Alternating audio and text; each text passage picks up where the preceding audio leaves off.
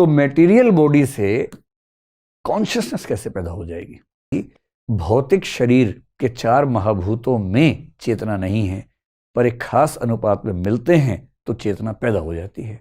उनको बड़ी मुश्किल पड़ती है समझाने, उनको मुश्किल पड़ती है कि अगर सिर्फ अचेतन ही है तो फिर चेतन कहां से आता है। तो फिर मार्क्स जैसे नास्तिकों को कहना पड़ता है इपिफेनोमेनॉन, ये बाई प्रोडक्ट, चेतना कोई असली चीज नहीं, ये तो पदार्थ के मिलने जुलने से पैदा हो गई घटना। पर फिलॉसफी में अच्छा नहीं माना जाता कि आप कोई सिद्धांत समझाने के लिए कोई एग्जाम्पल लेके आए। लेकिन ये बड़ी अवैज्ञानिक बात, और मार्क्स जैसे वैज्ञानिक होने का दावा करने वाले आदमी के मुंह में बिल्कुल शोभा नहीं थी। भाषा में असत से सत पैदा नहीं हो सकता, नॉन एग्जिस्टेंस से एग्जिस्टेंस कैसे पैदा हो जाएगी? तो जड़ में चेतना है ही नहीं, तो जड़ से चेतना कैसे पैदा हो जाएगी? इसलिए कन्वर्टिबल है, रूपांतरित हो सकते हैं। चेतन से अचेतन आ सकता है, अचेतन चेतन में जा सकता है। रोज हो रहा है, रोज हम जड़ अचेतन को भोजन बना रहे हैं और हमारे भीतर वो चेतन बनता जा रहा है, और रोज हमारे भीतर से मन निष्कासित हो रहा है बहुत रूपों में और जड़ होता जा रहा है। इसका उत्तर दरअसल चार्वाक के पास है नहीं। तो सवाल यह है कि शरीर तो भौतिक है, उस भौतिक शरीर से चेतना यानी कॉन्शियसनेस, कॉन्शियसनेस का मतलब सुख दुख को फील करना, सोचना, विचार करना, डाउट करना, वो सब जो प्रोसेस है उसको बोलते हैं कॉन्शियसनेस, कॉन्शियस प्रोसेसेस हैं। तो मटेरियल बॉडी से कॉन्शियसनेस कैसे पैदा हो जाएगी? क्योंकि रुई से धागा बन सकता है, रुई से बर्फ तो बनेगी नहीं। सिंपल सी बात है, कारण में क्षमता जिस कार्य को पैदा करने की है वही कार्य पैदा होगा ना भाई। आप कुछ भी कैसे पैदा कर देंगे? और जीरो से आप कुछ भी कर लें, एक पैदा नहीं हो सकता। दर्शन की भाषा में असत से सत पैदा नहीं हो सकता, नॉन एग्जिस्टेंस से एग्जिस्टेंस कैसे पैदा हो जाएगी? तो जड़ में चेतना है ही नहीं, तो जड़ से चेतना कैसे पैदा हो जाएगी? इसका उत्तर दरअसल चार्वाक के पास है नहीं, पर सबको चुप करना जरूरी है। पर फिलॉसफी में अच्छा नहीं माना जाता कि आप कोई सिद्धांत समझाने के लिए कोई एग्जाम्पल लेके आए, पर कभी कभी करना पड़ता है। चार्वाक क्या कह रहे हैं? इनके तो एग्जाम्पल भी ऐसे होते हैं ना। तांबूल का मतलब क्या था? पान। किण्व का मतलब होता है शराब, मतलब किण्वन की प्रक्रिया से क्या बनती है? शराब। तो जो चेतना है कैसे बनती है? किण्वा दिभ्यो मद शक्तिवत विज्ञानम। किण्वा दिभ्यो का मतलब हुआ शराब जिन पदार्थों से मिलकर बनती है। जैसे गुड़ है, गेहूं भी हो सकता है, अंगूर भी हो सकता है। उसी गुड़ को, उसी गेहूं को, उसी सामग्री को एक खास तरीके से सड़ा दीजिए तो उससे मद की शक्ति पैदा हो जाती है, नशा पैदा हो जाता है। कैसे पैदा होता है? कि भाई गेहूं में, अंगूर में, गुड़ में तो नशा नहीं था, पर एक खास प्रोसेस से गुजरने के बाद उसमें नशा पैदा हो जाता है।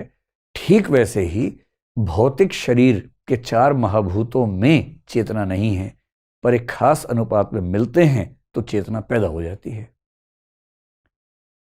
चेतना आत्मा का गुण नहीं है, शरीर का गुण है। शरीर जिन 4 चीजों से मिलकर बना है, 4 कौन सी? वही पृथ्वी, जल, वायु, अग्नि है ना। जिन 4 से मिलकर बना है, ये ह्यूमन बीइंग का अनुपात ऐसा है कि उस अनुपात से चेतना पैदा हो जाती है। चेतना के लिए चेतन वस्तु नहीं चाहिए। बहुत इंटरेस्टिंग बात है कि आज का विज्ञान कई मामलों में इस बात को सही साबित कर रहा है, पर ये पता नहीं कैसे उस समय ऐसी बात कर रहे थे कि ये सब कुछ नहीं होता, ये सारा खेल भौतिक चीजों के मिलने से हो रहा है बस। और लोगों ने कहा भाई कुछ और एग्जाम्पल देके समझा। बोले और एग्जाम्पल ले लो, एग्जाम्पल की कमी है कोई? जड़भूत विकारेशु, भौतिक वस्तुओं में विकार, विकार मतलब परिवर्तन, परिवर्तन होने से चैतन्यम यत्तु दृश्यते। भौतिक वस्तुओं के अनुपात के बदलने से चेतना दिखनी शुरू हो जाती है। इतना ही खेल है। जैसे तांबूल, पान, पान की किसी भी सामग्री में जो वर्ण है आपको लाल नजर नहीं आता है। पान का पत्ता हरा है, न सुपारी लाल है, न कत्था लाल है, लेकिन जब इन सबको मिलाते हैं राग यानी लाल रंग समुद्भवः, लालिमा पैदा हो जाती है। जिस पान के अंदर एक भी चीज लाल नहीं है, जब उस पान को चबाते हैं, चर्व धातु याद कीजिए, चबाना, जब उस पान को चबाते हैं तो होंठ लाल हो जाते हैं। जैसे लालिमा पैदा होती है वैसे चेतना पैदा होती है। और इसलिए हम तो आत्मा को नहीं मानेंगे, और जब आत्मा को मानेंगे नहीं तो फिर स्वर्ग मिलेगा किसे, फिर नरक मिलेगा किसे। योग का तीसरा सूत्र अस्तित्व के दो रूप, एक जिसे हम चेतन कहें और एक जिसे हम अचेतन कहें। लेकिन दो रूप ही है, दो चीजें नहीं। जिन्हें हम धार्मिक लोग कहते हैं वे भी दो चीजें समझ लेते हैं। वे भी समझ लेते हैं कि चेतना अलग, अचेतना अलग, शरीर अलग, आत्मा अलग। ऐसी अलगता नहीं। ठीक से समझे तो आत्मा का जो हिस्सा इंद्रियों की पकड़ में आ जाता है उसका नाम शरीर, और शरीर का जो हिस्सा इंद्रियों की पकड़ में नहीं आता उसका नाम आत्मा है। चेतन और अचेतन भी दो चीजें नहीं। इसमें भी बड़ी भूल होती रही। नास्तिक कहते हैं सिर्फ अचेतन ही है, लेकिन उनको बड़ी मुश्किल पड़ती है समझाने में। उनको मुश्किल पड़ती है कि अगर सिर्फ अचेतन ही है तो फिर चेतन कहां से आता है।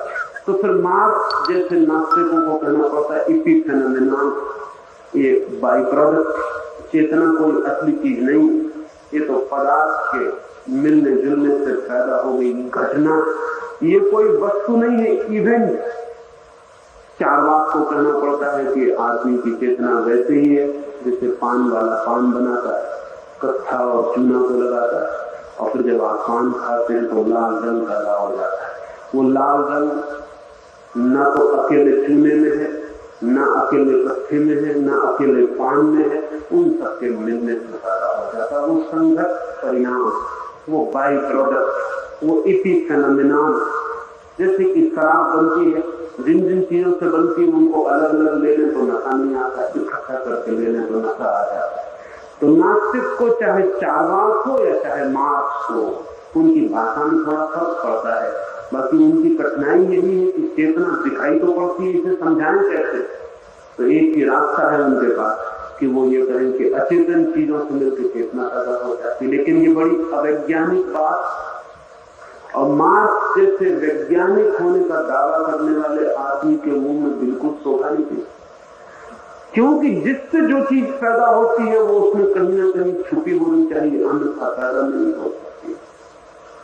अगर पान में लाल रंग आ जाता है तो माना कि एक एक चीज में अलग वो नहीं था, लेकिन वो लाल रंग उन सब में छिपा था, जुड़ के प्रकट हुआ, अलग अलग में दिखाई नहीं पड़ता।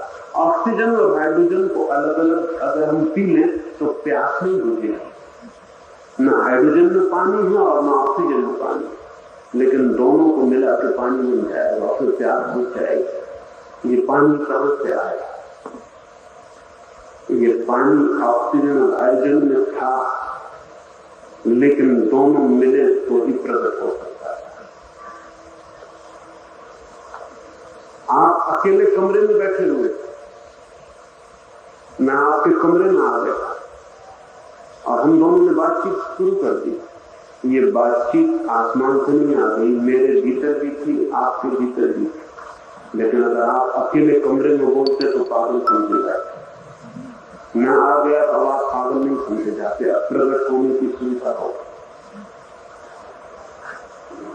जो भी चीज प्रकट होती है वो जिनसे प्रकट होती है उनमें गुप्त होती है, छिपी होती। इसलिए नास्तिकों के ये दावे कि चेतना पदार्थ से ऐसे ही प्रकट हो गई है नहीं, ही नहीं, अत्यंत अवैज्ञानिक है, जो मानने को तैयार नहीं। आस्तिक भी इससे उल्टी बातें करते हैं, उनकी भी तकलीफ यही है, उल्टे हिस्से। वो कहते हैं पदार्थ है ही नहीं, जड़ कुछ है ही नहीं, सब परमात्मा ही परमात्मा।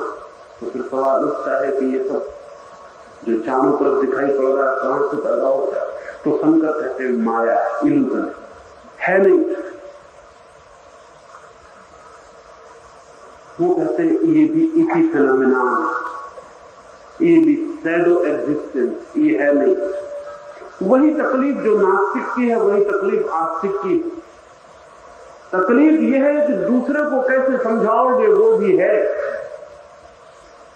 तो उसके लिए फिर चक्करदार तर्क खोजने पड़ते और वो तर्क कभी भी कुछ सिद्ध नहीं कर पाते। योग कहता है दोनों से, इसलिए योग किसी चक्करदार तर्क में नहीं पड़ता। वो कहता है दोनों, और वो ये भी कहता है दोनों दो नहीं है, अन्यथा फिर दोनों को जोड़ने का उपद्रव होगा कि दोनों को जोड़े कैसे। दोनों एक ही के दोनों, जैसे मेरे दोनों हाथ बाएं और दाएं, ये दो दिखाई पड़ते हैं, ये मेरे लिए दो नहीं है। ये आपको दिखाई पड़ते दो मालूम होंगे, मेरे लिए एक ही शक्ति दोनों पर फैली। हालांकि मजे की बात है, मैं चाहूं तो दोनों हाथों को लड़ा सकता हूं और दोनों एक ही ऊर्जा, चेतन और अचेतन अस्तित्व के एक ही अस्तित्व से दो छोड़। चेतन अचेतन हो सकता है, अचेतन चेतन होता रहता है। चेतन और अचेतन अस्तित्व के दो रूप हैं। एक पत्थर पड़ा है, वो है लेकिन अचेतन। आप उसके पड़ोस में खड़े, आप भी हैं, होने में कोई फर्क नहीं, दोनों एग्जिस्टेंट, दोनों का अस्तित्व, लेकिन एक चेतन से और एक अचेतन। लेकिन पत्थर चेतन बन सकता है और आप पत्थर बन सकते हैं, कन्वर्टिबल है। इसलिए तो आप गेहूं खा लेते हैं और खून बन जाता है। इसलिए तो आपके शरीर में लोहा जाता है और जीवन खोता है। अगर हम आदमी के शरीर का सब सामान निकाल के बाहर टेबल पर रखें तो कोई 5 रुपए से ज्यादा का सामान नहीं निकलता। थोड़ा सा लोहा है, एल्यूमिनियम है, फास्फोरस है, तांबा है, इस सब चीजें निकलेंगी। वो बड़ा हिस्सा तो पानी का है। कोई 5 रुपए का सामान आदमी के भीतर, लेकिन आदमी के भीतर होके वो चेतन और जीवित। हाथ को चोट लगती है तो पीड़ा उठती है और यही हाथ का हिस्सा कल बाहर था और पीड़ा नहीं उठती, कल फिर बाहर हो जाए। चेतन और अचेतन अस्तित्व के दो रूप, दो अस्तित्व नहीं है, अस्तित्व के ही दो रूप। इसलिए कन्वर्टिबल है, रूपांतरित हो सकते हैं। इसलिए चेतन से अचेतन आ सकता है, अचेतन चेतन में जा सकता है। रोज हो रहा है, रोज हम यही कर रहे हैं, रोज हम अचेतन को भोजन बना रहे हैं और हमारे भीतर वो चेतन बनता जा रहा है। और रोज हमारे भीतर से मन निष्कासित हो रहा है बहुत रूपों में और जड़ होता जा रहा है। आदमी इधर से चेतन होता, उधर से अचेतन होता, इधर से अचेतन को लेता और भीतर चेतन होता है। ये तीसरा सूत्र है योग का। ये सूत्र समझ लेना जरूरी है क्योंकि फिर इन्हीं सूत्रों के ऊपर योग की सारी बांधों का होता है। चेतन अचेतन, अब विज्ञान को राजी हो गई है ये बात भी। अब विज्ञान एक नए शब्द का प्रयोग करता है, वो मैं आपसे कहूं, नई मेडिसिन। अब किसी बीमारी को, पहले बीमारियां दो तरह की समझी जाती थी, फिजिकल और मेंटल। एक मानसिक बीमारी है और एक शारीरिक बीमारी, क्योंकि मन अलग है और शरीर अलग। अब चिकित्सा शास्त्र एक नए शब्द का प्रयोग करता है, साइकोसोमेटिक या सोमेटोसाइकिक। अब चिकित्सा शास्त्र कहता है कोई बीमारी ना तो अकेली मानसिक है और ना अकेली शारीरिक। बीमारी मनोशारीरिक, साइकोसोमेटिक, दोनों ही छोर उसके हैं। अगर आपका मन बीमार हो जाए तो आपका शरीर भी बीमार हो जाए, और अगर आपका शरीर बीमार हो जाए तो आपका मन भी बीमार हो जाए। शरीर और मन ऐसी दो चीजें नहीं, शरीर और मन एक ही चीज का विस्तार, एक ही चीज के अलग अलग वेवलेंथ से चेतन और अचेतन एक का ही हिस्सा। योग के सारे प्रयोग इस सूत्र पर खड़े। योग मानता है कहीं से भी शुरू किया जा सकता है, शरीर से भी शुरू की जा सकती है यात्रा और मन से भी शुरू की जा सकती है। बीमारी भी, स्वास्थ्य भी, सौंदर्य भी, शक्ति भी, उम्र भी शरीर से भी प्रभावित होती है, मन से भी प्रभावित होती है।